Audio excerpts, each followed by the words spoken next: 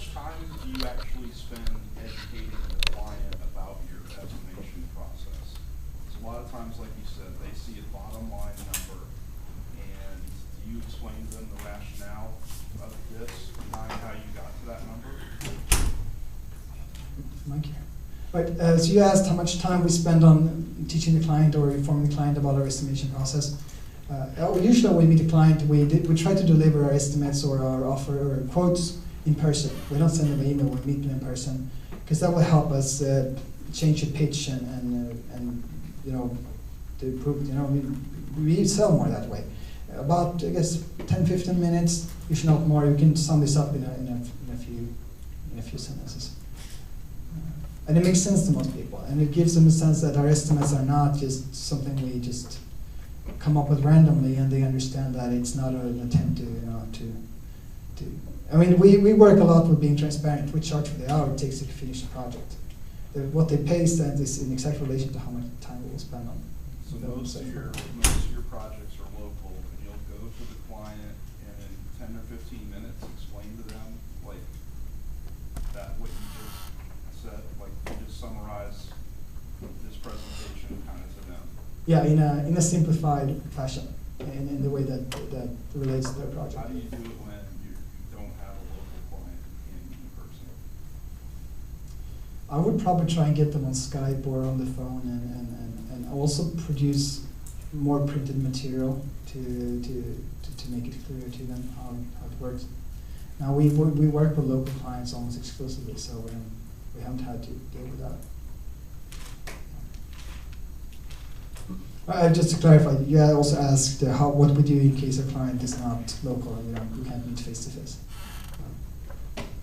Yeah. Is there a link to download your Keynote?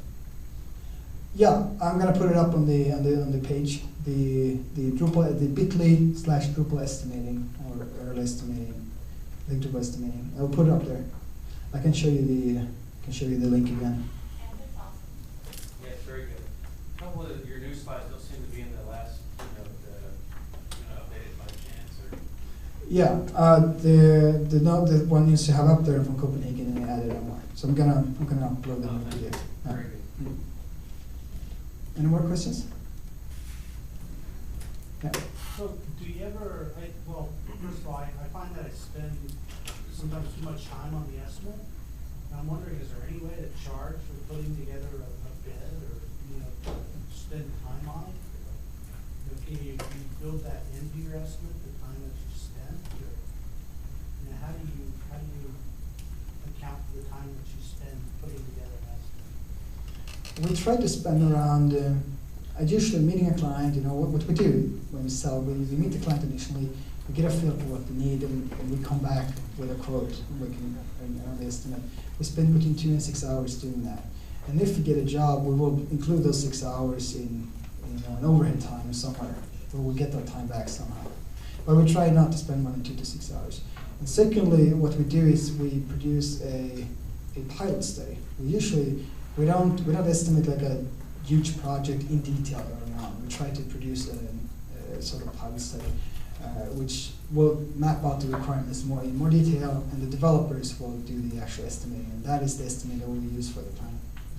And then whenever you get kind of granular on tracking time, it sounds like, and I'm wondering if is time just entered into a spreadsheet like Excel, you average it out there for a particular task? Right, so how we track time on a particular task. We're looking now, we've been using Harvest for time tracking.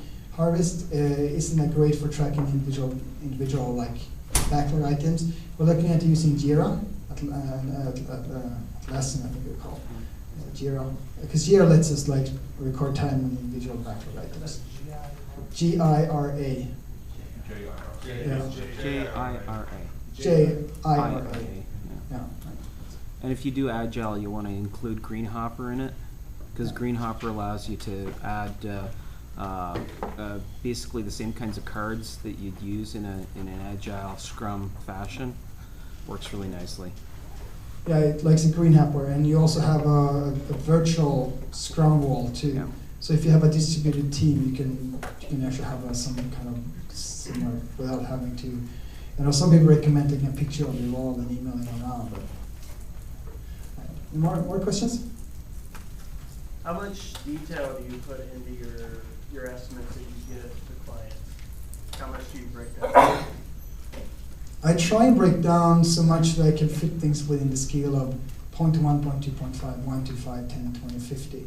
If something is way beyond 50 hours, I either try to break it out as a separate project but something's different. We had a client now that wanted to integrate with Microsoft Dynamics CRM. And I had no idea how long this kind of integration would take, and I was proposing doing this. So that is the amount of detail I'm trying to put in. And also, we don't always share the solution. The solution is sort of our know-how, and that is something that's value for them. So then they're usually to see the solution. So we just hide some of the columns. And if you use a template, you can see that you can share some of these columns easily. And there's also a separate tab for entering the rates you have. I put in some sample rates there, but you can actually also use it for calculate the project budget. You have like a project request template where clients maybe need to fill in the blanks on features they need, or do you just get text? Right, you asked whether we have a project request template.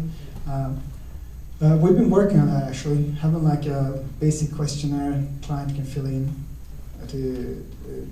so that is something we've been thinking of. Yeah. So, you produced your early estimate, you closed the sale, and now your developers go back and they do more detailed estimates as you go along, and suddenly discrepancy becomes apparent between your early estimate and how long things are really gonna take as you're in that. How do you handle client expectations? Right. So, I'm repeating every question as a recording the session so we'll get all the questions to you. You asked how we handle discrepancy that will somehow appear when the developers estimate, and that will differ from the early estimate. And we tell the client as it is, this was an early estimate, this was the best effort estimate based on the information you give us. And this is what we see. And what we propose to the client is usually to try and cut the scope of the project like this. Because the developers, they have the final say. Like their estimate is the best estimate. That is the estimate that should inform the planning. The early estimate, which is important to point out, this is not the planning estimate. This is an estimate that is made for the sake of closing a sale, we're helping the client to early on determine where they want to put their money and where they want to put their effort. So it's just a matter of, probably being good at explaining stuff. We have salespeople who are pretty good at that. I don't have to do it myself usually. They usually figure it out. They usually solve it. It's not a problem. The client trusts us, and that is important. They have to, if you don't have the trust, it's very difficult to do that kind of thing. Yeah. So if I understand, you're doing your developer estimate before you're launching in and spending money on the project. Yes, that is correct. We do the developer estimate before, because